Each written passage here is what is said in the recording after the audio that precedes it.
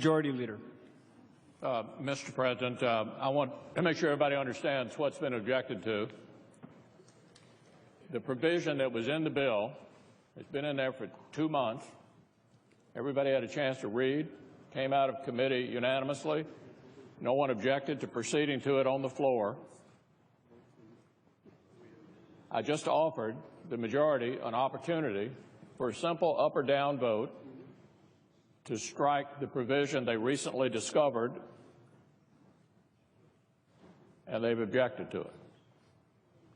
Now, Senator Cornyn and Senator Grassley and a number of the others of you have worked very hard on this extremely important legislation.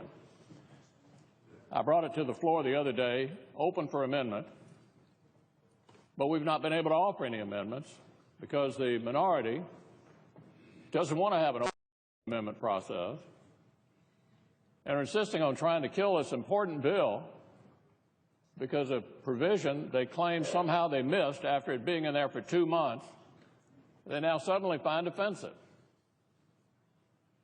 So where we are is we're still on the bill.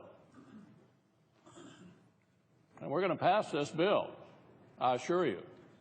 And I want to assure Senator Cornyn and Senator Grassley and all the people who are out in America who've been clamoring for this bill. I might ask Senator Cornyn, how many groups are there that are supporting this measure?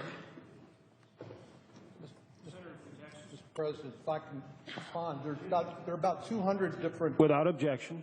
There are about 200 different law enforcement and victims' rights organizations, including the chart I mentioned earlier, the Coalition Against Trafficking in Women.